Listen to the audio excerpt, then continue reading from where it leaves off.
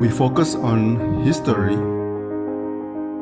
culture, religion, art, social, and philosophy of Nusantara. Here, in the presence of Nusantara, we were made to be forgotten about the goodness of ourselves. Because negativity seems to be more interesting for us. Now, I'm Sutoyo Raharto and friends, assist you, to remind you, to awaken you that we still can find the gems of Nusantara. They are the great sights of Nusantara.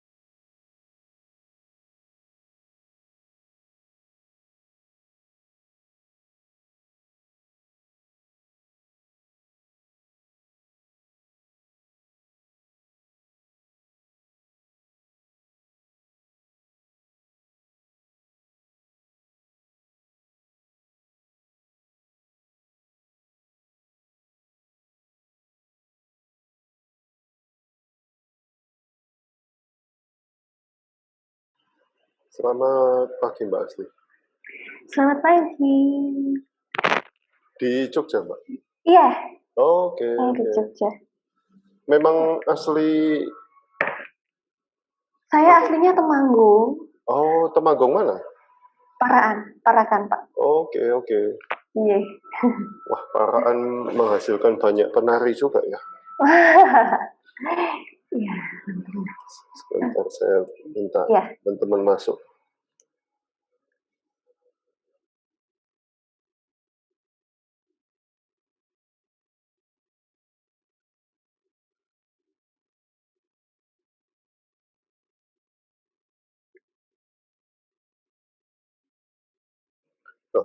Ambil apa? Sekolah seni di Jogja gitu? Ya. Terus? Di SMKI. Kemudian saya kuliahnya di UNY, tapi bukan di seni tari, tapi di Sekretariat. Oke. Yeah. Kok bisa aktif di seni tari sekarang? Ya, karena waktu itu di SMKI kan sekolah tari. Iya. Terus saat itu saya juga ke Sanggar, sama sebelum pandemi ada kayak latihan rutin setiap minggu di Keraton Jogja. Nah, saya selalu ikut itu. Kemudian dalam prosesnya saya memilih jalan untuk fokus ke tari klasik. Dengan mendalami tari yang maksudnya kayak aktif di keraton. Oke. Wow. Nah, sekarang abdi dalam. Ya, jadi waktu sekitar 2 tahun yang lalu itu ada pembukaan abdi dalam penari. Khusus abdi dalam penari. Tapi Mangkunegaranya, bukan Keraton Jogja, Kasultanan Yogyakarta. Oh, Kasultanan. Oke. Iya. Itu juga belum lama, baru sekitar 2 tahun ada abdi dalam penari. Terus direkomendasiin sama guru tari, Asti coba kamu ini daftar aja. Terus ya dengan memantapkan hati akhirnya saya daftar. Tapi sebagai abdi dalam itu nggak terus tiap hari di keraton dengan dari pagi sampai sore gitu. Memang kita bertugas ketika ada tugas, jadi kita bisa ngayai atau bisa mencari pekerjaan di luar itu. Iya. Wow, amazing. Ada banyak yang muda-muda gini. Banyak. Sekarang lagi gencar-gencarnya pada pengen, maksudnya kayak daya minatnya itu lagi naik karena Keraton Jogja sedang menggalakkan yang namanya museum digital. Oh, oke. Jadi lagi ada pendokumentasian terhadap benda-benda yang ada di keraton yang itu memerlukan keahlian IT. Jadi mudah-mudah banyak yang tertampung di situ. Oh, wow. Tapi ketika banyak juga teman-teman yang sudah bergabung di keraton tapi belum menjadi abdi dalam. Oh, Itu ada juga begitu. ada. Oh, Biasanya diambil dari teman-teman penari juga. Teman-teman penari di luar yang akhirnya ikut belajar tari di keraton tapi belum menjadi abdi dalam, itu biasanya dimintain tolong juga untuk bantu proses digitalisasi museum. Nah, proses itu juga akan ada tanda terima kasih yang berbeda dengan abdi dalam. Memang di sana konteksnya bekerja gitu. Iya. Jadi memang profesional bekerja. Iya. Wow, mereka berarti juga udah regenerasi ya. Iya, betul. Apalagi sekarang dengan adanya yang namanya Tepas Tondo Yekti di bawah kepemimpinan Gusti Hayu di bidang IT yang pendokumentasian segala sesuatu yang kegiatan di keraton yang akhirnya ada YouTube channel Keraton Jogja. Nah itu juga kayak wadah generasi-generasi penerus gitu untuk. Jadi sekarang menurut saya banyak ya teman-teman generasi muda yang akhirnya tertarik dengan kebudayaan terutamanya Keraton Jogja yaitu karena udah mulai merambah di dunia digital. Jadi teman-teman tuh udah pada tahu ini loh Keraton Jogja tuh kayak gini. Dan kegiatannya ini kayak gitu. Wow, amazing. Ya. Ini ada juga yang waktu mungkin Bapak pernah lihat flash mob tari Beksanwanoro. Nah, itu salah satu ide dari teman-teman abdi dalam muda. Malioboro ya kalau ya? Ya, betul. Itu sebagai sarana sebagai sarana promosi kalau kita mau ada event gitu terus ngadain flash mob. Itu juga salah satu hasil dari abdi dalam. Saya pikir itu cuma anak-anak ya nganggur gitu loh. Ya itu memang keraton mau ada acara kemudian ayo kita media promosinya apa nih kalau cuma Instagram dan foto aja kayaknya kurang menarik gitu. Tuh terus gimana kalau flash mob aja jadi ya memang disetting kayak kita lagi ngobrol-ngobrol terus tiba-tiba ada orang ikut sebenarnya itu penari semua tapi memang disetting seperti itu yaitu ajang promosinya. Amazing ya. Loh, Ibu juga di Jogja atau di Paraan? Ibu dan keluarga semua di Paraan. Saya di Jogja sendiri. Kenal Sanliana sekali? Siapa? Sanliana, San. Enggak ya? Enggak. Oh, anak isi Jogja. Oh. Di tari atau di musik? Di seni rupa. Oh, seni rupa. Iya. Lalu yang Didik ya kenal. Ya, dari Temanggung juga. Apa lagi ya kemarin itu? Kemarin ada Mas Yundi juga yang pelukis itu. Nah, itu juga juga sering itu Jogja tapi sering nari bareng di Prambanan. Mas Yundi itu juga penari. Ya bisa menari. Oke. Wow. Iya. Interesting ya. Generasi muda banyak sekali.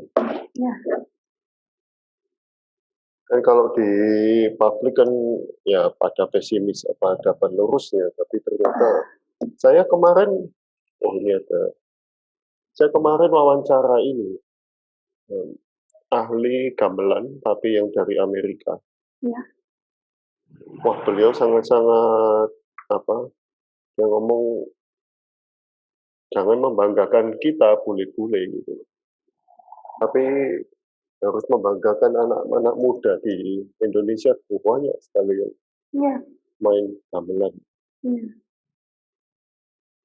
Ya, apalagi mungkin karena kalau di luar Jawa atau di luar Jogja gitu kan susah untuk mengakses gamelan, kemudian kursus tari. Tapi sebenarnya kalau di Jogja sendiri banyak banget, bahkan kemarin sempat saya buka pertanyaan kayak di IG gitu, terus ternyata banyak yang tertarik mendalami tari, terus saya buka kayak ya sesi belajar bersama tari gitu, dan ternyata minatnya banyak sekali, bahkan ada yang dari Brunei, ada yang dari Kalimantan, seperti itu. Sebenarnya mereka hanya kurang wadah. Jadi kalau kita lihat di Jogjanya sendiri, banyak banget sanggar-sanggar kecil, maksudnya kayak mungkin dia lulusan dari ISI, kemudian membuka sanggar tari gitu, dan muridnya juga banyak. Oh, Ya, bahkan sampai apa, kalau misal terakhir itu eh, pertunjukan wayang wong di keraton, karena sekarang lagi pandemi. gencar-gencarnya ya, dan antusias masyarakatnya banyak banget sampai kan pagelarannya di pagelaran keraton yang di depan itu Ya, ya. sampai tempatnya lesehan dan penuh, Mhm. dan kemudian dipasangin layar di alun-alun, Ya. sampai di alun-alun juga penuh, hanya Oh, sekedar wayang wong, bukan pentas bukan live music yang ya, ya, ya, ya, band siapa gitu. ya, ya, ya. Iya, Wow, wow. antusiasnya sangat amazing. Tapi pernah nggak bicara dengan abdi dalam yang lebih senior? Ya, Apakah mungkin 5-10 tahun yang lalu juga begitu antusiasnya? eh saya sih tidak terlalu dalam untuk menanyakan itu, tapi eh, menurut cerita dari beliau-beliau, iya karena dulu keterbatasan sarana hiburan, kemudian ya hanya bisa dibilang lumayan banyak, tapi ketika sudah bermunculan banyak hiburan yang lain, kemudian itu semakin kayak itu Turun. kuno gitu. Iya, iya, iya, iya. Pernah kan berarti itu ya? Ya, pernah ada di masa itu. Wow, mungkin ya 10. Wah, ini banyak yang join pagi-pagi ini. Oke. Biasanya kalau pagi yang join cuma 2, 3. Oh ya. Iya, pada kerja. Ya, Oke, saya mulai ya Mbak Asti ya. baik. Saya baru tahu dari Mbak Sukma bahwa Anda abdi dalam keraton ternyata. Yap. Iya. Mbak Asti, selamat pagi. Mbak Asti Octavia, seorang dancer dan Iya. juga seorang abdi dalam keraton Yogyakarta. Wow, Oke. wow. Mbak Asti menulis darimu ketemukan arti hidup, Iya. belajar menjadi wanita hebat, belajar Iya. menghargai sesama, dan mensyukuri yang dipunya. Itu tentu untuk Ibu yang sering di-post di Instagram. Iya. Bagaimana beliau mendidik Anda dalam mendalami dunia tari, Mbak Asti? Silakan. Ya, jadi beliaulah yang dengan sabar mendampingi proses saya dari nol, karena memang sebenarnya masuk dunia tari adalah ide beliau. Jadi sebenarnya saya suka menari, tapi dulu saya lebih suka di tari modern karena saat itu ya memang minim minim info tentang tari tradisi. Kemudian ibu saya mendengar ada sanggar di Temanggung. Jaraknya lumayan jauh dari Paraan ke Temanggung, itu kalau naik angkot sekitar satu jam, 1,5 jam gitu. Dan waktu itu akses saya dan ibu saya hanya naik angkot. Nah, ibulah yang dengan sabar setiap minggu nganterin, hujan-hujan pun beliau bilang, "Nggak apa-apa terlambat, yang penting berangkat daripada nggak berangkat sama sekali," gitu. Kemudian uh, selama saya berproses dari mulai ikut sanggar, beliau selalu nungguin dari awal sampai akhir, melihat progres saya ketika, "Oh kamu tadi dibandingkan teman-teman kurang ini. Jadi selalu mengamati proses saya gitu. Selalu menjadi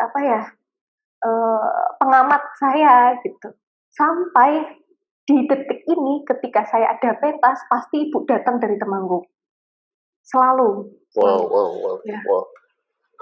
Bapak ibu kalau memang lagi banyak acara ya hanya bapak ibu. Kalau misal lagi agak slow keluarga gitu diajak sama eyang, sama bude itu pasti ibu. Kayak ya ibu pengen memberi support ke saya bahwa keluarga ada di belakangmu seperti itu. Dan Kemudian, itu memberi keyakinan penuh. Iya, bahwa saya di sini atas doa-doa mereka, atas restu mereka. Nah, itu yang menjadikan jadi kan saya di sini di Jogja sejak SMK. Nah, sejak SMK saya jauh dari keluarga. Itulah yang menjadikan saya untuk ya aku nggak boleh main-main di sini. Keluargaku menaruh harapan besar di aku. Jadi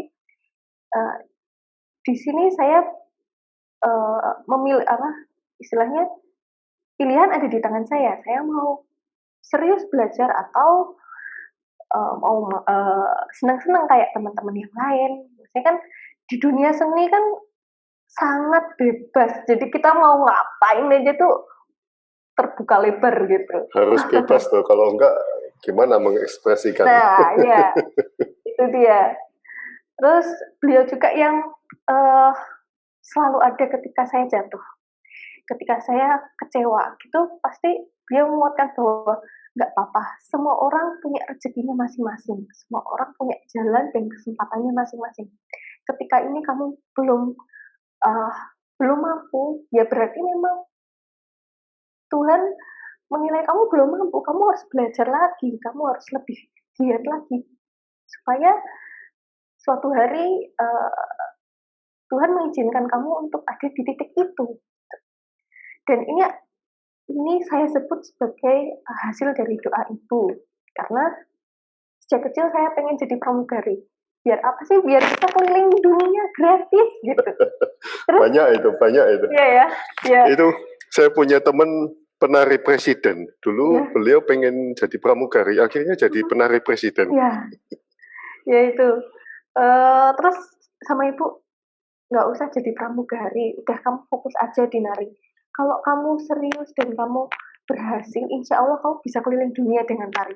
Itu dulu waktu saya masih SD kelas 3. Wah, saya masih ingat sekali. Dan menurut saya ya inilah hasil dari doa ibu. Menurut saya perkataan ibu itu adalah doa. Jadi ya benar gitu. Maksudnya saya bisa jalan-jalan ke sana sini dengan tari gitu. Wow, banyak hampir mirip tuh pengalaman penari.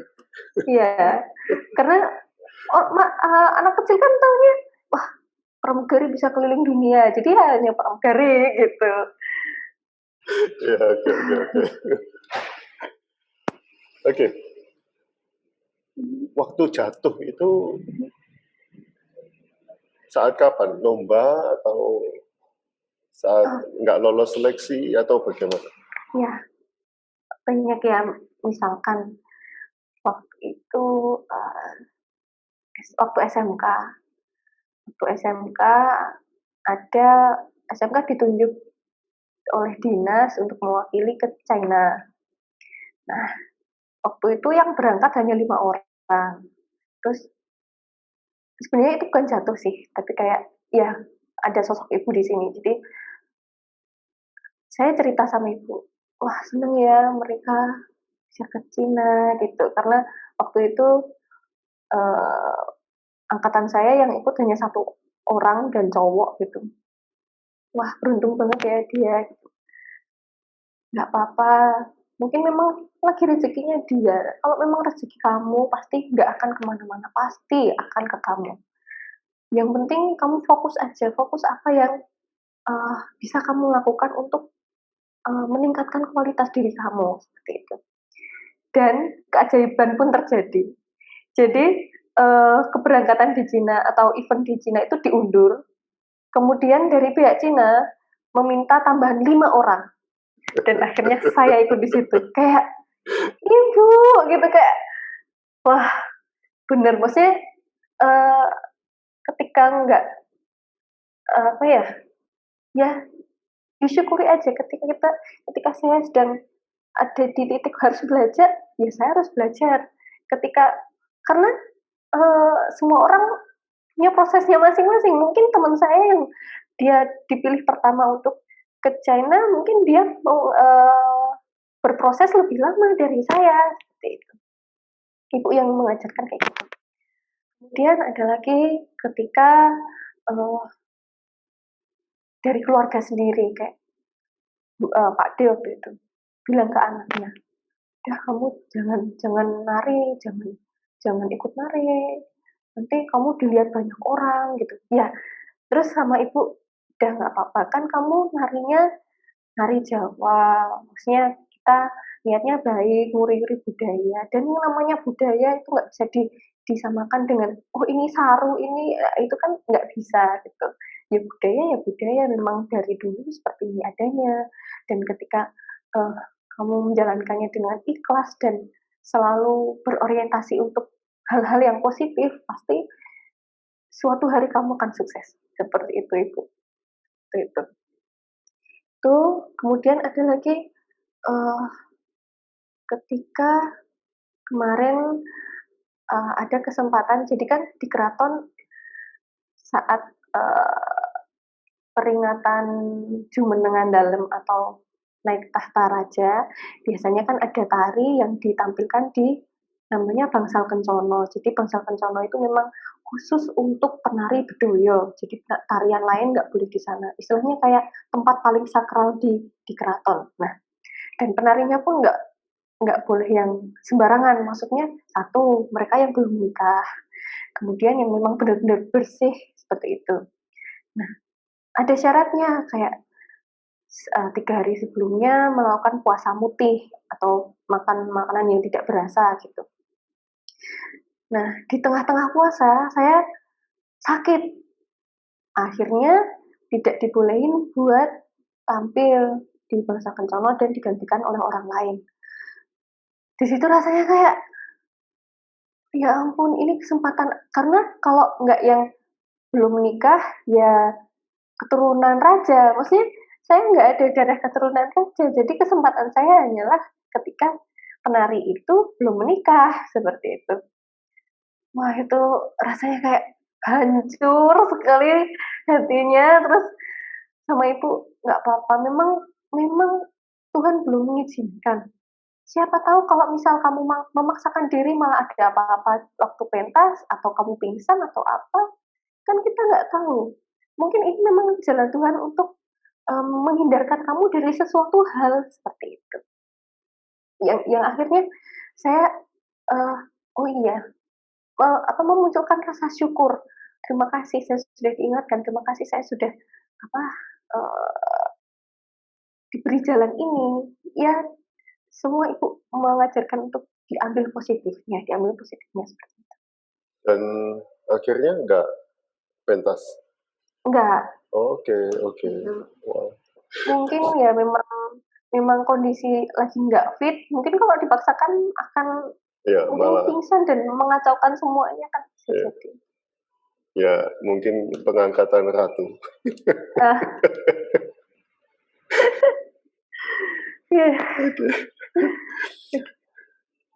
Dari liak-liuk tubuh memancarkan rasa bangga dan cinta akan budaya leluhur kami. Menjadi manusia yang berbudaya dan beretika. Saya wanita Jawa, bangga akan Indonesia. Apa yang Anda banggakan dari Jawa dan Indonesia? Nah, saya bangga dengan semua kebudayaan Indonesia, karena yang misal saya mendapat kesempatan untuk pergi ke luar kota gitu, pasti yang saya cari adalah kebudayaannya di sana. Karena di sana saya bisa mengenal kayak memang aslinya, misal dengan orang-orangnya sana, dengan pembawaannya yang berbeda-beda. Nah, itu yang saya bangga. Untuk Jawa sendiri saya bangga dengan sopan santunnya. Jadi saya memang dibesarkan di keluarga yang dari kecil memakai bahasa di rumah tuh bahasa krama. Nah, tanpa saya sadari ternyata itu sangat sangat berpengaruh di kehidupan saya sekarang. Saya banyak bertemu dengan orang-orang yang lebih tua dari saya, walaupun lebih muda tapi saya terbiasa untuk menghormati sesama seperti itu. Jadi tidak ada yang lebih rendah, semuanya sama dan lebih tinggi. Jadi uh, ada sopan santun di sana yang akhirnya mendapat respon yang baik juga dari orang yang berhadapan dengan saya seperti itu. Jadi uh, kenapa kok suka dengan budaya Jawa? Ya karena itu. Dan Jawa itu kan nggak tahu ya, kalau saya diajarkan, menurut saya kayak sopan santun, berbicara dengan halus itu juga pembawaan dari Jawa gitu. Uh, itu berpengaruh juga pada pola pikir, kemudian cara saya mengatasi sesuatu. Maksudnya tidak dengan terburu-buru, kemudian di cara bicaranya juga akan lebih lebih halus, penyampaiannya juga lebih halus. Nah, itu pengaruhnya di diri saya dengan saya menerapkan budaya Jawa yang ditanamkan oleh orang tua saya dari kecil. Gitu. Nah, bagaimana rasa bangga dan cinta itu tumbuh di diri Anda? Mulai kapan? Kan mungkin waktu kecil kita nggak sadar itu. Ya. Ya, tapi kan mesti ada klik momen. Oh, ya, itu kapan itu? Ya, ketika saya sudah di tahap ini, di tahap saya sudah menari, sudah bisa kenal dengan teman-teman, dengan guru-guru, dengan rekan kerja gitu. Respon dari teman-teman dari yang saya ajak bicara itu ternyata mereka, oh enak ya ngomong sama kamu, penyampaiannya misalkan kayak nggak dengan nada tinggi atau apa gitu, terus kayak oh iya ya, karena ibu dulu sempat ketika dengerin saya lagi telepon. Kalau lagi telepon itu mbak ya, kalau ngomong tuh yang enak, kan pasti orang denger juga enak. Kalau ngomongnya pakai nada tinggi, nyentak kan juga yang dengerin juga ini orang lagi marah-marah atau apa gitu. Jadi saya selalu menanamkan itu pada diri saya ketika ngomong sama orang, ngomonglah dengan nada yang enak supaya timbal baliknya juga enak. Nah, di situ kemudian saya harus dihadapkan dengan ketemu orang-orang yang istilahnya misalkan di dinas dengan orang-orang dinas, kemudian saya harus berbicara, saya harus berinteraksi. Nah, itu saya tidak kesulitan untuk menggunakan bahasa krama seperti itu. Jadi, wah, berarti terima kasih Bapak dan Ibu gitu sudah mendidik saya dengan cara seperti ini gitu. Jadi saya lebih siap untuk terjun ke masyarakat dengan adat yang saya bawa seperti itu. Pasti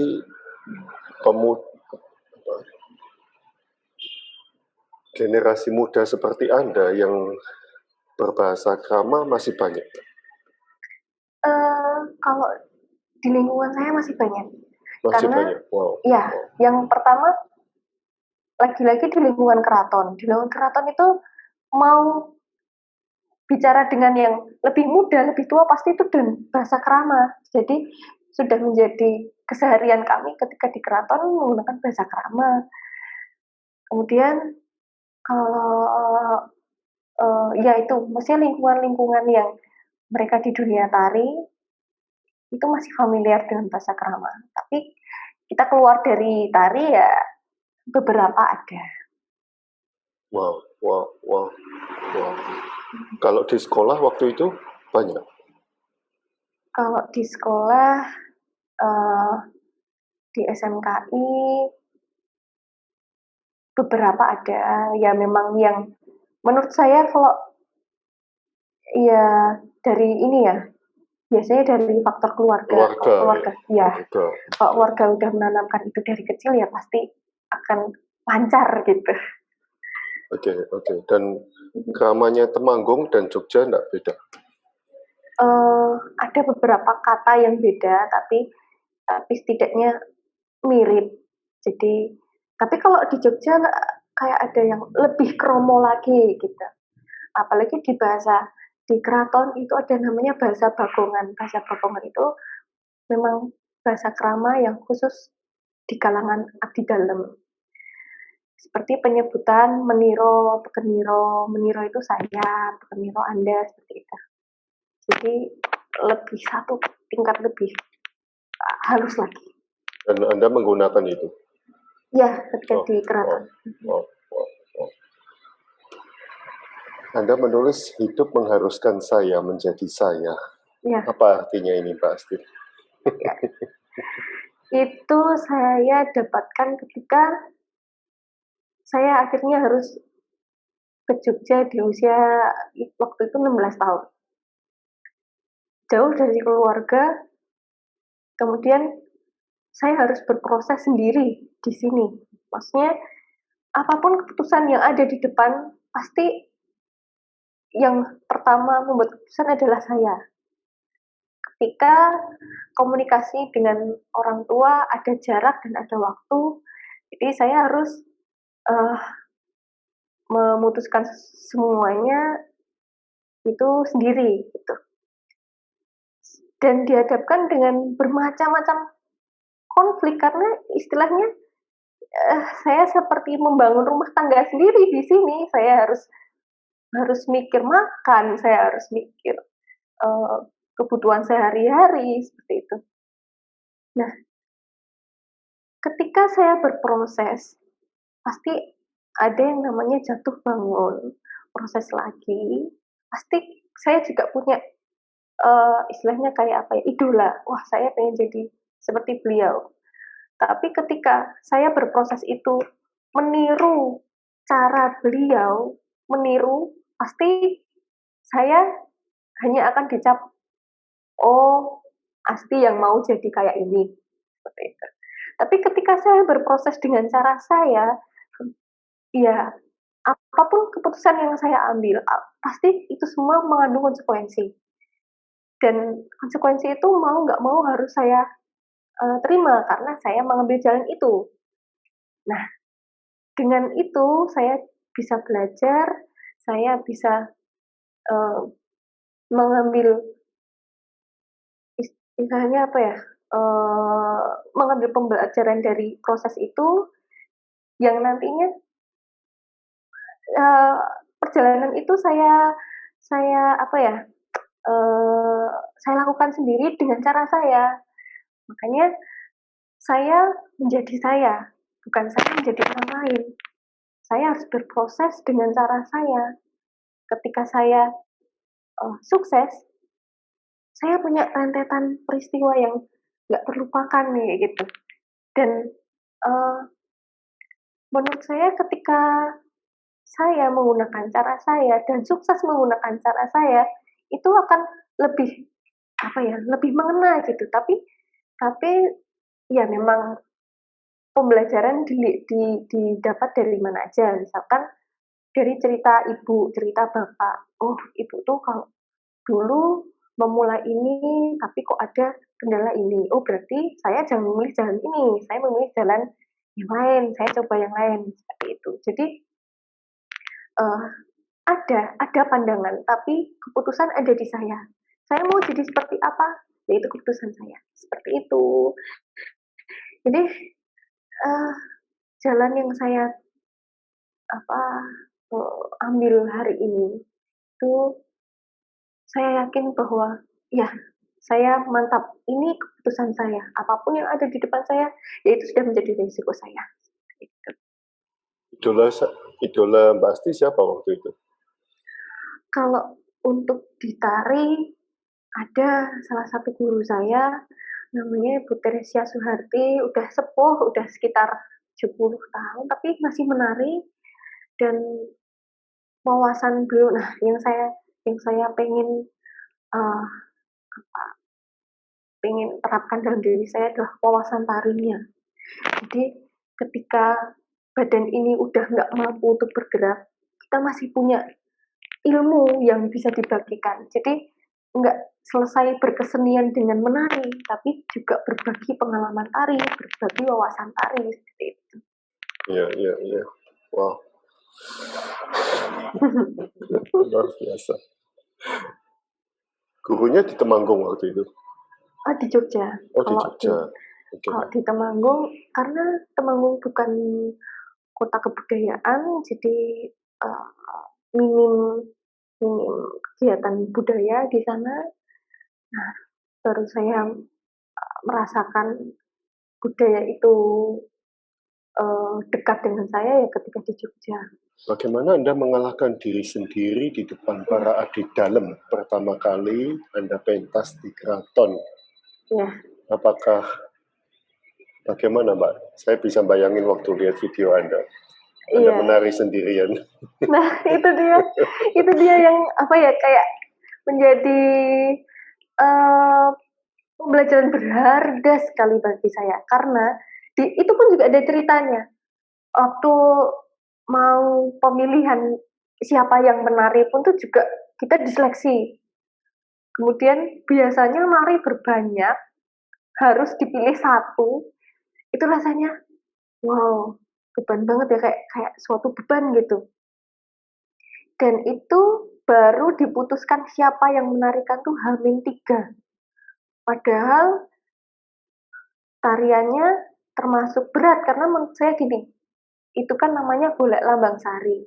Golek kan ada tingkat-tingkatannya. Golek ayun-ayun tuh ibaratnya masih SMP lah, masih seneng, masih sangat energik gitu. Kemudian ada golek lambang sari, itu yang istilahnya kalau kita ibaratkan perempuan di usia 20 ke atas. Jadi udah mulai menemukan jati diri. Kemayung tapi nggak terlihat kemayu. Waduh, itu kayak gimana saya mengekspresikannya gitu. Nah, apalagi dengan jangka waktu yang hanya 3 hari. Jadi istilahnya dalam waktu 3 hari saya harus menampilkan yang dimaksud dengan tari golek lambang sari ini. Apalagi di keraton, istilahnya orang-orang pasti kalau lihat video, kalau sumbernya dari keraton, wah ini berarti yang benar nih, nah gitu. Berarti kan ada satu beban lagi untuk saya gitu. Berarti saya harus menunjukkan yang baik dan yang benar.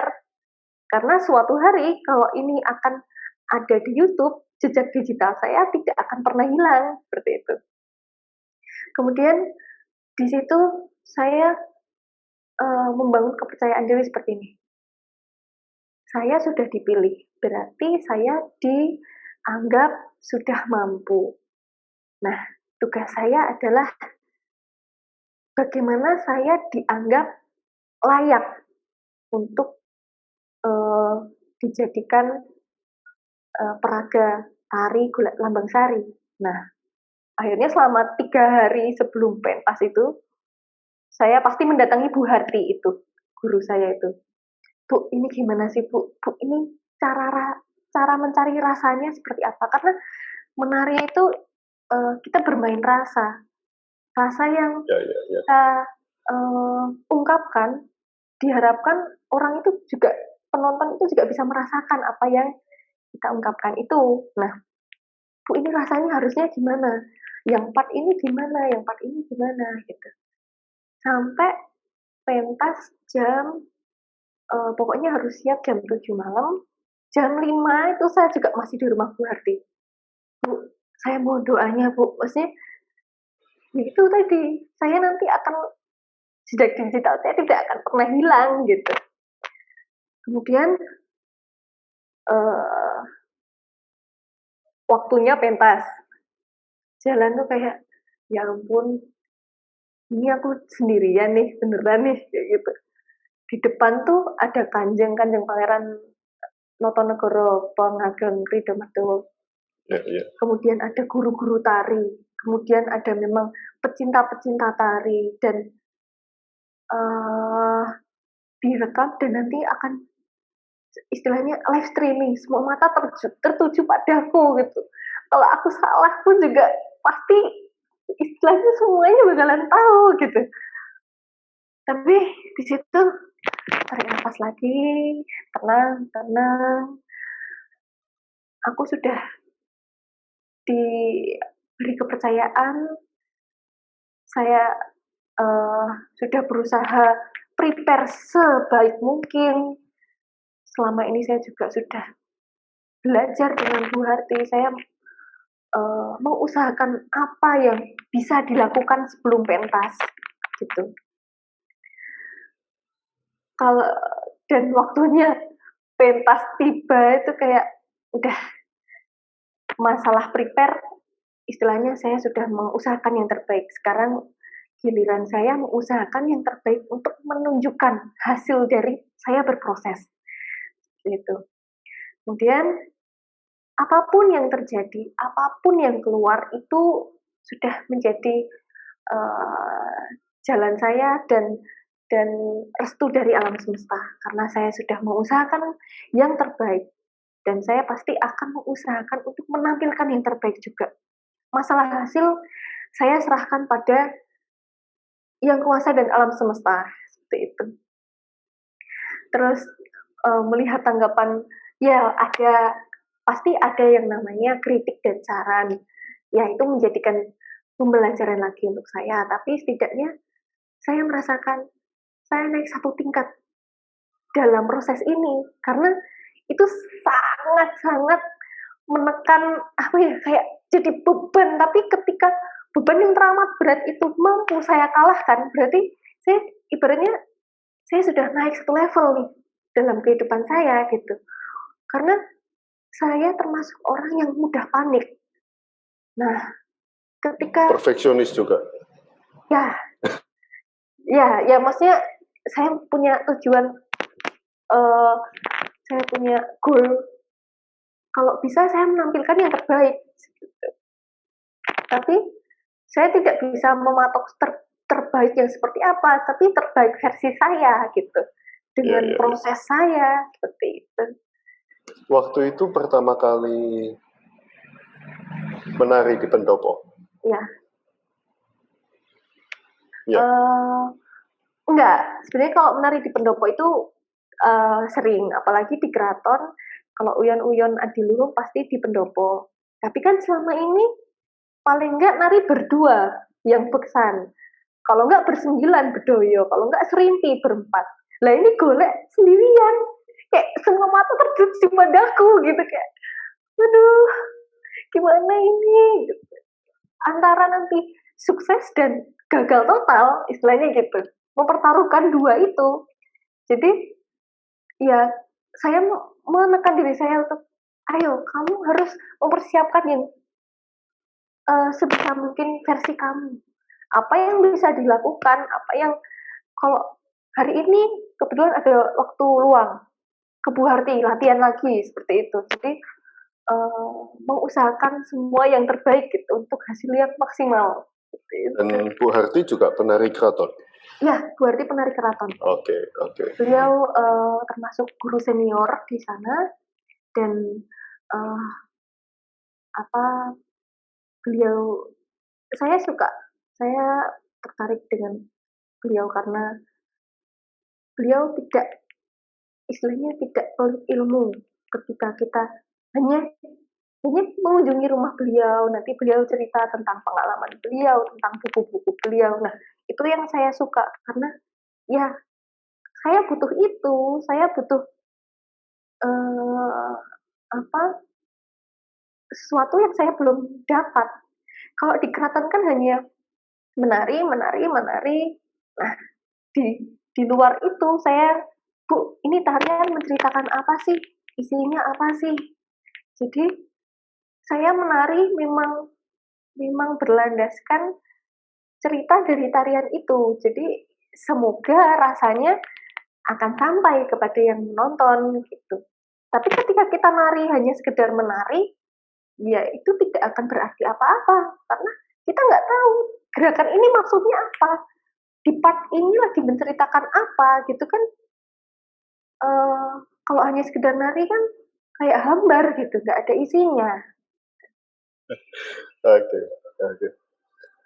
Mbak Asti pernah dengar nggak, apakah dari generasi ke generasi ini standar penari keraton atau standar tari keraton turun atau lebih naik? Kalau saya mengamati dari menurut saya standarnya lebih naik. Oh, lebih naik. Iya, Oke. karena sekarang apa ya, kualitas lebih dilihat gitu. Jadi mereka-mereka yang mampu bersaing, ya mereka-mereka yang biasanya diberi kepercayaan seperti itu. Dan apakah dilihat dari personality, mental, dan sebagainya? Apakah? Oh, Ya. ya jelas. Oke, bukan cuma bisa nari gitu, Pak? Bukan, karena menari itu juga istilahnya sebagai penari semua bidang pasti butuh kritik dan saran. Ketika orang itu dengan pembawaan yang keras kepala, dia tidak mau dikritik, dia tidak mau diberi saran, pasti dalam prosesnya dia juga akan stuck di situ gitu. Nggak akan dia naik level karena dia merasa ya udah, aku udah kayak gini, aku udah bagus menurutku. Ya, seperti itu. Pembawaan perlu, kemudian karakter pun juga perlu karena menari itu kita bermain rasa. Kalau apa ya, kita jadi di dunia tari itu orang-orangnya tuh peka terhadap rasa gitu. Jadi ketika kita punya karakter yang keras, pasti orang di sekitar kita pasti akan ngerasa juga, waduh, kalau nari sama dia aku nggak nyaman. Nah, seperti itu. Itu juga berpengaruh juga. Kemudian apa ya, tingkat emosi juga pengaruh. Nah, dinilai itu oleh keraton. Iya. Oh, wow. Iya. Apalagi kan misal nih tarian di suatu pagelaran wayang orang dengan berbagai tokoh. Ada tokoh Sri Kandi, ada tokoh Rojo Putri. Nah, ini juga di sini penari-penari dinilai, oh dia karakternya kalem. Berarti dia bisa ditokohkan di sini.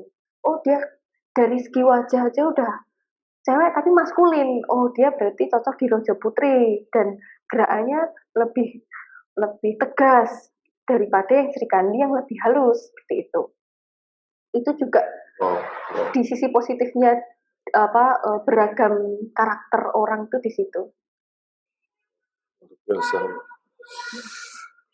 Bayangin kalau udah sampai sana seperti apa. Tapi kalau di keraton itu ya, saya kayak ya di tari, saya selalu bilang bahwa di tari saya menemukan ketenangan. Karena dengan saat saya menari, saya menjadi diri saya seutuhnya gitu. Kemudian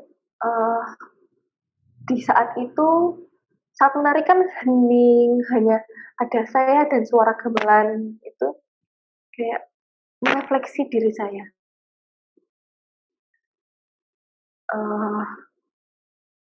Apalagi tarian Jawa itu biasanya dilakukan dengan pelan, terus ya intinya penuh kesabaran. Jadi disitulah fase saya untuk menenangkan diri saya. Jadi ketika habis nari itu pasti good mood gitu.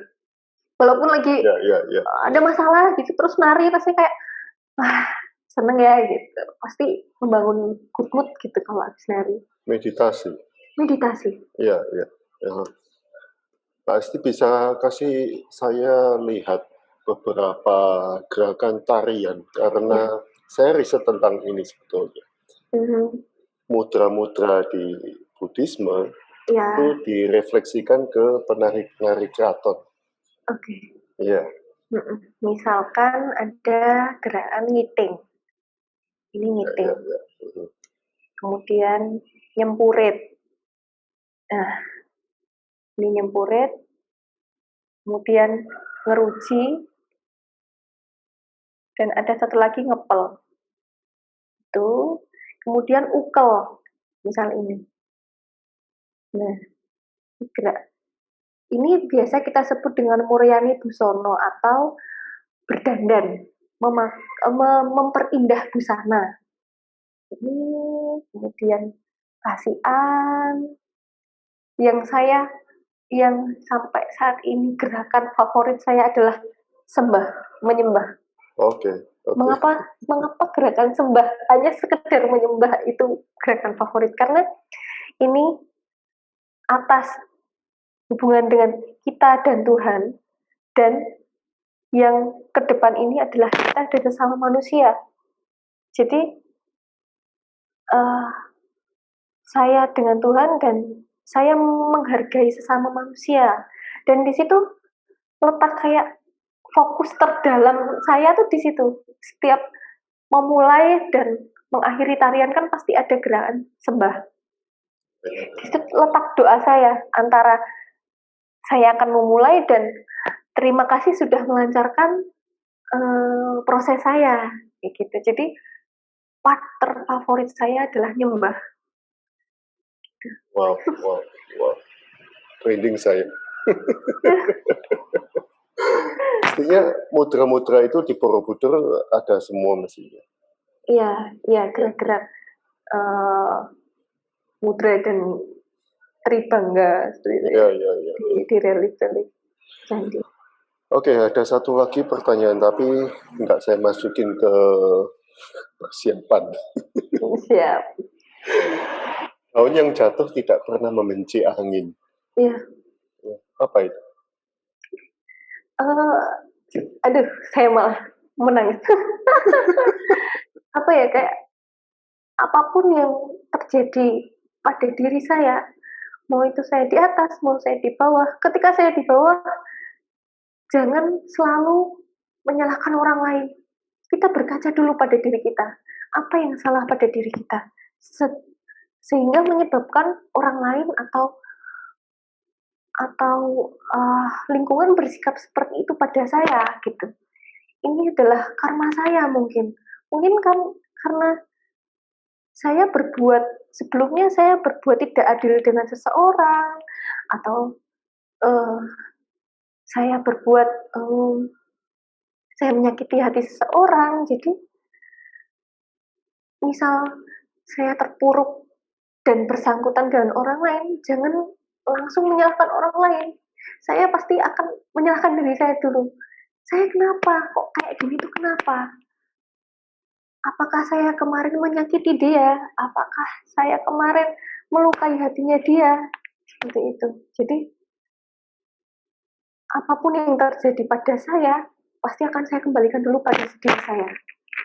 Karena orang lain mungkin bisa jadi ketika kayak dia nggak peduli, jadi kita mau membenci dia tuh nggak peduli, dia nggak peduli tentang kita, gitu. Jadi itu akan menguras energi kita, menguras tenaga, menguras pikiran kita. Daripada kita mikirin itu, mending kita memperbaiki diri, gitu. Wow. Hasil dari tari itu mestinya. Iya, saya menemukan banyak banyak pembelajaran itu Reflection. dari tari. Iya. Oke. Wow, teman-teman ada yang mau bertanya? Silakan. Wow, penjelasannya sangat luar biasa. Ya saya kayak percaya bahwa kita nggak bisa mengatur setiap orang, kita nggak bisa mengatur respon orang terhadap kita, tapi yang bisa kita atur adalah respon kita terhadap respon orang lain, gitu.